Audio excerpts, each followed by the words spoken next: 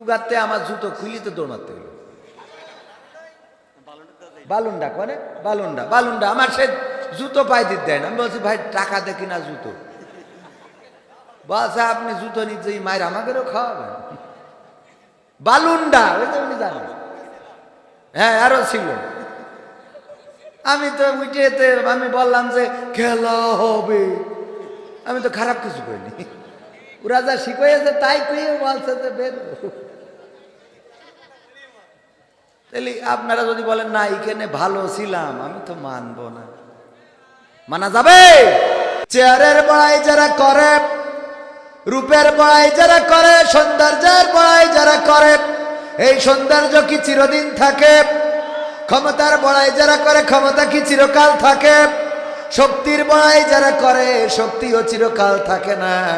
সুন্দরবনের মধ্যে যে বাঘ, যেই বাঘের ভয়ে শিয়াল কুত্তা বিলাই সবাই পালিয়ে বেড়ায়, একদা দেখা যায় সেই বাঘও কাহিল হয়ে পড়ে আছে, তার খাবার দেওয়ার মতো কাউকে খুঁজে পাওয়া যায়? খুঁজে পাওয়া যায় না? খুঁজে পাওয়া যায় না। সুতরাং চেহারার বড়াই করা যাবে না, পাওয়ারের বড়াই করা যাবে না, চেহারার বড়াই করা যাবে না, শক্তির বড়াই করা যাবে না। চুলের কুত্তা কাটিং দেওয়ার মতো আল্লাহর ওলিরা আছে না নাই? কত সুন্দর করে কুত্তা কাটিং দিয়ে ঘুরে বেড়ায় গো।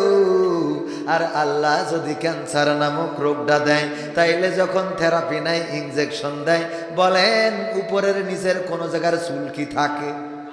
কথা কয় না? থাকে, সব ঘরে চলে যায়। তার মানে এই চুলে কুত্তা কাটিং দিয়ে কোনো লাভ নাই। চুলের সৌন্দর্য আল্লাহ দিয়েছেন তাই আছে। আল্লাহ চাইলে তোমার মাথার মধ্যে সূর্যের আলো জ্বালাই দিতে পারে। আকাশে একটা সূর্য আর মাথার পরেও একটা থাকে না? থাকে না? বেলা উঠতে পারে না? পারে না? মাথার মধ্যেও বেলা উঠতে পারে। ওগো আমার ভাইয়েরা, এই জন্যে রূপের বড়াই করে লাভ নাই, ক্ষমতার বড়াই করে লাভ নাই, চুলের বড়াই করে লাভ নাই, চোখের বড়াই করে লাভ নাই। ভাইয়েরা তো আছে রে, আবার ওই পাশে মা বোনেরা আছে না নাই? ওরে বাবা কি চেহারা রে! যাই দেখি আমার মেম্বারের ছেলে পাগল হয়ে যায়।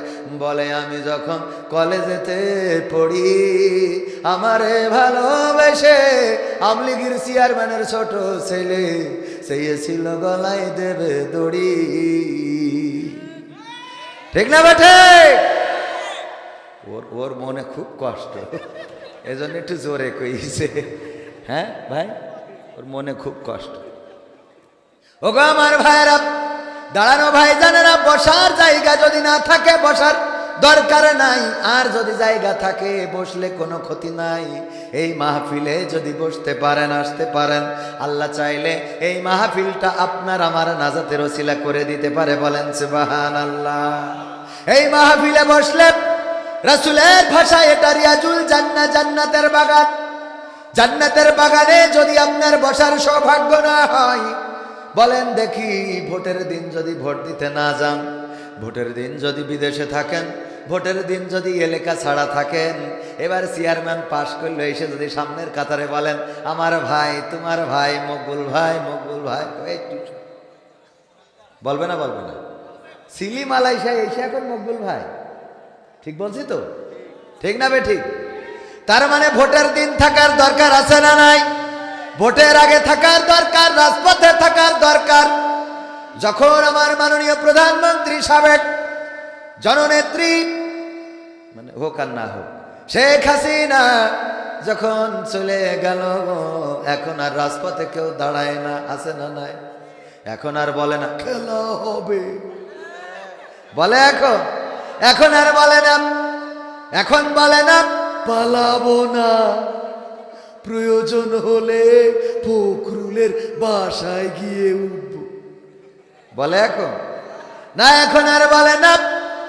যখন শেখ হাসিনা ছিল তখন বলল পালাবো না, তখন বলল মাঠ ছাড়বো না, আমরা পিশাব করে দেবো, তাতে ছাত্ররা যারা আন্দোলন করছে বানের পানের মতো ভেসে যাবে, না বানের পানির মতো ভেসে যাবে।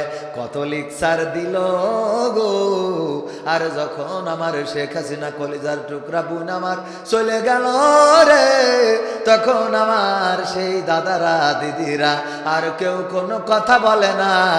এখন আবার নতুন করে বলছে আগে ছিলাম নায়ক, এখন হয়েছি সমন্বয়ক। ঠিক না বেঠি? এখন আমার প্রায় এই পথে গাই, ঠিক না বেটে? তার মানে বুঝা কি গেছে না যায় নাই? দেখেন সুবিধাবাদ জিন্দাবাদ। এই সুবিধাবাদী যারা আছে, রাজপথে যারা দাঁড়ালো না, যারা রাজপথে নামলো না, শেখ হাসিনার রাখার জন্য যারা একটা দিন মিছিল করলো না, এখন যদি শেখ হাসিনা চট করে ঢুকে পড়ে আর যদি ক্ষমতা দখলে নাই, তখন যারা স্লোগান দেবে ওগের শেখ হাসিনা নিজেই কাঠি খোলার দরকার আছে না নাই? যে তোগের বিপদের সময় আমি যেই দাদার কাছে চলে গেছি, তোরাও তো সব পলাইলি, কথা কয় না? একজনও তো রাজপথে আসলি নে। এই কথা কেন বললাম? কোন রাজনীতির জন্য নয়। এই মাহফিলটা জান্নাতের বাগান, রিয়াজুল জান্নাহ রাসূলের ভাষায়। এই জান্নাতের বাগানে যদি বসার সৌভাগ্য না হয়, যদি আসার সৌভাগ্য না হয়, কালকে যদি মারা যান, আপনি যেদিন মারা যাবেন দোয়া করব আমরা, আল্লাহ তোমার বান্দার কবরটারে জান্নাতের বাগান বানাও। আল্লাহ বলবে দুনিয়ার পরে জান্নাতের বাগান ছিল, কোনোদিন ঢুকিনি, এখন ওর কবরে কেন জান্নাতের বাগান ঢুকাবো? কথা কি বোঝা গেছে? ভুল বললাম না ঠিক বললাম? দুনিয়ায় যার মসজিদে ঢুকার সৌভাগ্য হলো না, 5 ওয়াক্ত মসজিদে মুয়াজ্জিন আযান দেয়, ডাকে হাইয়া আলাস সালাহ, আসো নামাজের দিকে, হাইয়া আলাল ফালাহ, আসো কল্যাণের দিকে। না, এই কল্যাণের দিকে পাওয়া গেল না। কিন্তু আমার চায়ের দোকানদার কোনোদিন আজান দিল না, কোনোদিন মাইক খাটালো না, কোনোদিন ডাক দিল না, এই মকসেদাই চা খেয়ে যা বলেছে? তার দোকানে খালি টেলিভিশনটা জুড়ে দিয়েছে, আলিফ লাইলা আলিফ লাইলা আলিফ লাইলা। কি আগের সময় ছিল না? ছিল না? লোকের ভিড় কম হয়তো না বেশি? খালি আলিফ লাইলা আলিফ লাইলা, লোকের ভিড় বেশি। শুক্রবারের কথা মনে আছে না নাই? 80-র দশকের মানুষ, 90-এর দশকের মানুষ জানেন শুক্রবারে বিটিভিতে একখান করে ছবি দিত। আর ওই দিন যার বাড়ি টেলিভিশন আছে রে, ওরে আল্লাহ, আগে যে জায়গা ধরে রেখে আসতো রে। ঠিক বলছি না ঠিক বলছি? সত্য না মিথ্যা? আমার গ্রামে, আবার গ্রামের কথা কোয়া লাগে শুনি, আবার আমার কাটি খুললি হয়। গ্রামের ঘটনা বলবো বলবো? হ্যাঁ না, আমরা ক্ষমতায় খুলবে, অসুবিধে নেই, যা হয় হবে। ও আমার ভাইরা, 2 জন অন্যায় করেছে। অন্যায়, একটা ছেলে আর একটা মেয়ে কি অন্যায় করতে পারে বুঝে নেন? অন্যায় করেছে, করার পরে ধরা পড়ার কারণে তাদের বিচার সালিশ করে জরিমানা করি 3000 টাকা, যতদূর মনে পড়ে জরিমানা। যে এইরাম অন্যায় করিসাও গ্রামে থাকতে হলে জরিমানা দিতে হবে, 3000 টাকা জরিমানাও তারা দেশে। এখন গ্রামের লোক বলছে তাহলে এখন এই টাকা দিয়ে কি হবে? অন্যায় করেছে। একজন বলছে মসজিদের পায়খানা ঘর বানাও, বলছে মসজিদের পায়খানা ঘর বানালেও তাতে সোয়াব হবে, এটা করানো যাবে না। বলছে এই টাকা পায়খানা ঘরে লাগা, মসজিদের পায়খানা বুদ্ধি দিতেছে। তা বলছে মসজিদে যদি কেউ পায়খানা ঘর করে দেয় তাও তার সোয়াব হয়। সুতরাং যে কাজ করিস এই কাজের টাকায় সোয়াব হলে হবে না। তা কি করতে হবে? বলছে একটা কাজ করা যাক, আমাদের গ্রামে তো টেলিভিশন নেই, আমরা একটা টেলিভিশন কিনি, ওই যত দেখবো গুনাহ হবে ওগেরও হবে।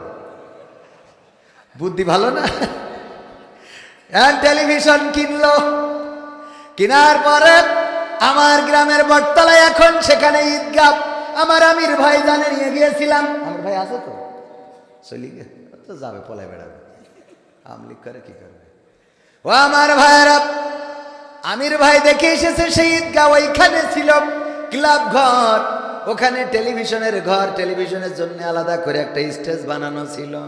ওই স্টেজে ব্যাটারি দিয়ে চালাইতে হয়তো কারেন্ট ছিল না।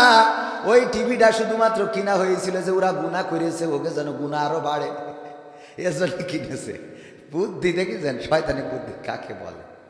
ভাইরা আমার, এই যে খারাপ কাজ করার কারণে টেলিভিশন কিনলো, টেলিভিশন জুড়ে সারা গ্রামের মানুষ শুক্রবারে সেখানে একত্রিত হতো, আবার আলিফ লাইলার দিন একত্রিত হতো।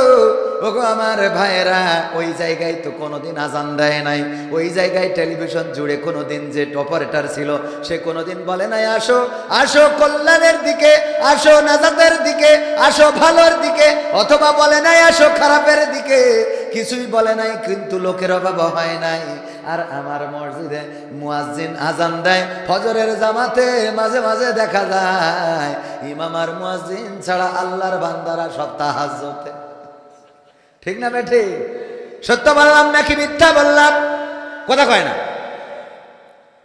ওগো আমার ভাইরা, এই দোকানে যারা বসে আছেন, চায়ের দোকানে, আড্ডায়, সিনেমায়, তাস খেলায়, বিভিন্ন জায়গায় বসে আছেন, আপনাদের করজোরে বলবো ভাইরা আমার, আজকে আমরা ডাকছি আসেন না, আসেন না। পরকালের ময়দানে যেদিন বিপদে পড়ে যাবেন, ওই দিন হুজুরে ডেকে বলবেন, হুজুর গো একটু পার করে দেন, আমিও আপনাকে দাড়ি পাল্লার লোক ছিলাম। কথা কয় না। এই আপনাকে অসুবিধা হচ্ছে? কি হবে বেঁচে থেকে অযথা বিদ্যা শিখে, যদি না গড়তে পারি শোষণবিহীন সমাজটাকে? কি হবে বেঁচে থেকে? কি হবে ছাত্র সেজে চুমু খেয়ে সনদ খানা, যদি হয় বিদ্যালয়টা পরিমণিদের আড্ডাখানা? ও আমার ভাইয়েরা, বিদ্যালয় ভার্সিটিগুলো এখন যারা অন্যায় করে তাদের দখলে, ভালো মানুষের স্থান নাই। এখন তো তাও একটু জায়গা হয়েছে।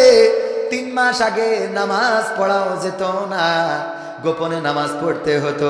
টাকনুর উপরে কাপড় পরলে বুঝে নিত এইটা বিশেষ দলের লোক, পিটানি শুরু হয়ে যেত।